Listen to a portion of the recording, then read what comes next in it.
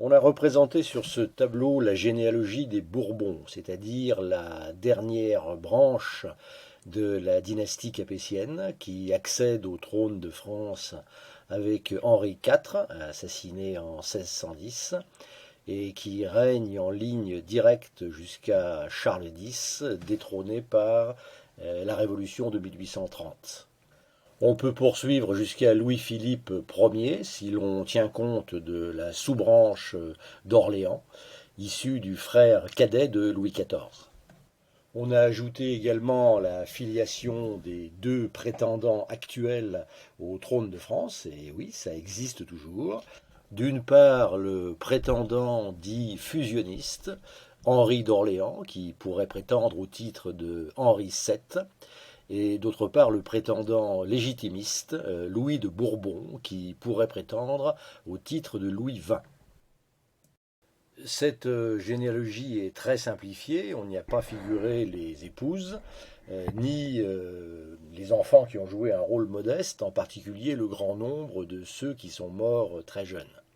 Malgré cette simplification, c'est quand même un peu compliqué, alors nous allons essayer de rendre les choses plus claires en reprenant point par point. Lorsque le roi Henri III meurt assassiné en 1589 au cours des guerres de religion, il n'a pas de descendant, il est donc le dernier représentant de la maison de Valois, c'est-à-dire la branche de la dynastie capétienne qui descend de Charles de Valois, frère de Philippe le Bel. Cette maison de Valois a accédé au trône après que la branche des Capétiens directs se soit éteinte, lorsque Charles IV meurt sans héritier en 1328. Lorsque Henri III meurt, l'héritier mâle le plus proche est Henri de Navarre de la maison de Bourbon, un cousin éloigné, descendant de Robert de Clermont, le plus jeune des fils de Saint-Louis. Henri de Navarre devient donc Henri IV, premier roi capétien de la maison de Bourbon. Lorsque Henri IV est assassiné en 1610, son fils Louis XIII n'a que 9 ans. C'est donc la reine-mère, Marie de Médicis, qui va assurer la régence pendant la minorité du roi, les lois fondamentales du royaume fixant la majorité des rois à 13 ans. Louis XIII meurt en 1643, il n'a même pas 42 ans et il meurt probablement de problèmes intestinaux sévères qu'on ne savait pas soigner. Et à ce moment-là, son fils Louis XIV n'a que 5 ans. C'est donc une longue période de régence qui s'ouvre, assurée en théorie par la reine-mère, Anne d'Autriche, en fait de plus en plus par le Premier ministre Mazarin.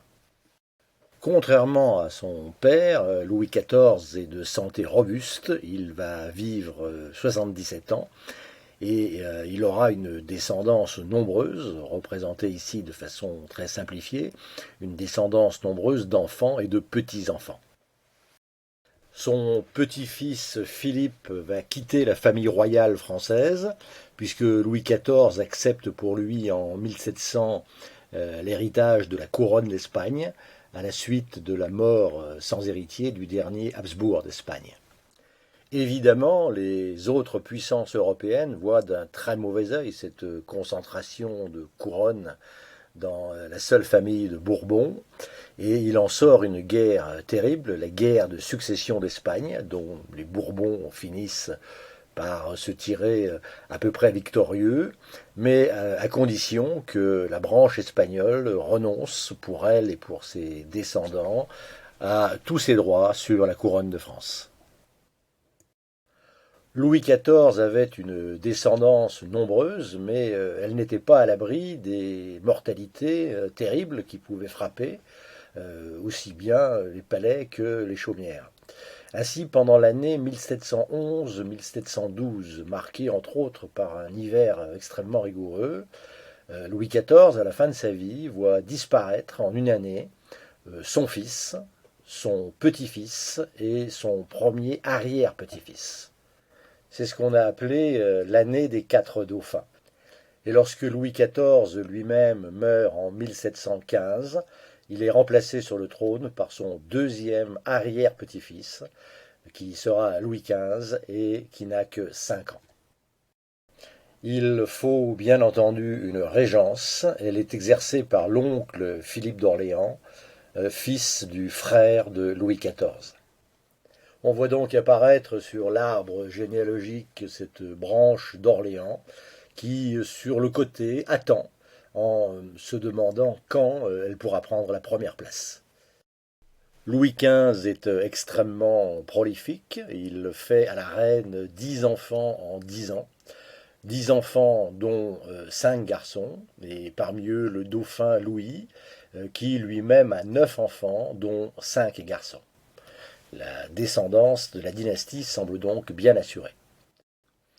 Mais c'est compté sans les ravages de la mortalité. Louis XV, de son vivant, voit mourir son fils, le dauphin, et ses 2 premiers petits-fils. Lorsqu'il meurt lui-même en 1774, c'est donc son 3e petit-fils qui devient roi sous le nom de Louis XVI.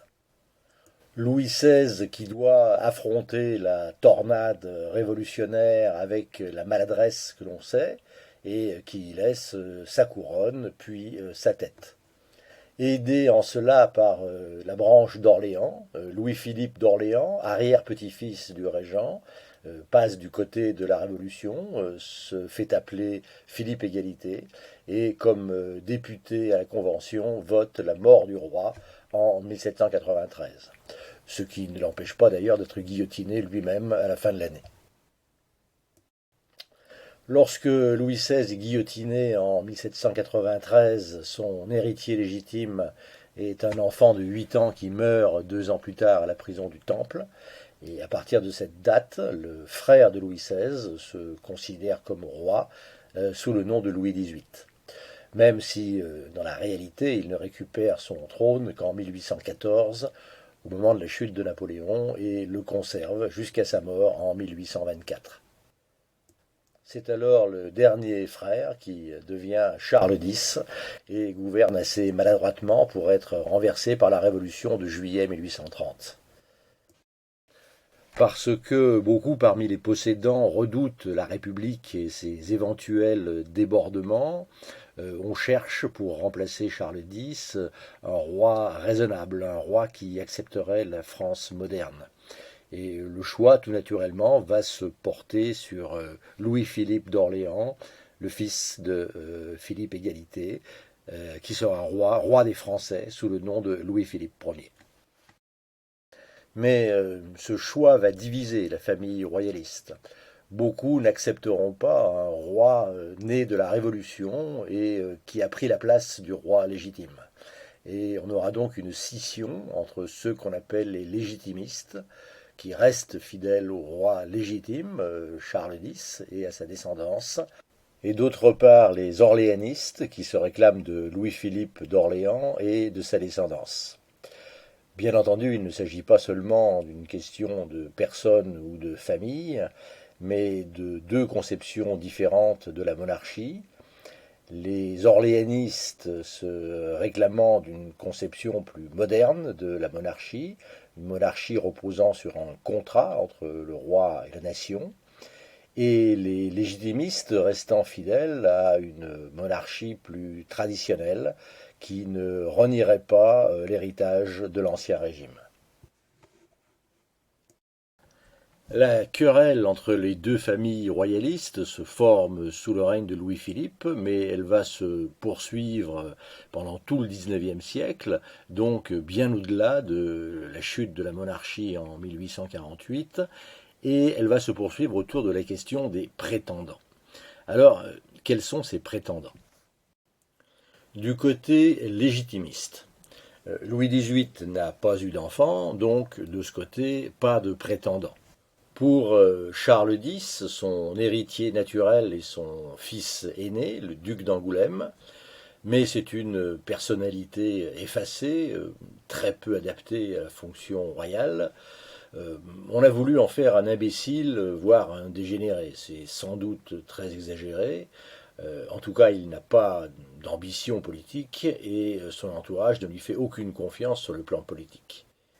Et puis, il faut ajouter qu'on l'a marié à sa cousine, Marie-Thérèse, la seule fille survivante de Louis XVI, pour le rapprocher de la dynastie, mais cette union n'a pas donné d'enfant. Alors le pauvre Angoulême, qui par ailleurs est bègue et affecté de tics nerveux, apparaît vraiment comme le vilain petit canard de la famille, et tous les espoirs de la dynastie se reportent sur le deuxième fils de Charles X, le duc de Berry. Charles, contrairement à son frère, est très prolifique puisque avant même son mariage en 1816, il a déjà eu plusieurs enfants avec ses nombreuses maîtresses. Il épouse en 1816 Marie-Caroline de Naples, une Bourbon qui devient duchesse de Berry. En février 1820, le duc de Berry est assassiné à Paris par un ouvrier bonapartiste, Louvel, qui veut éteindre définitivement la lignée des Bourbons.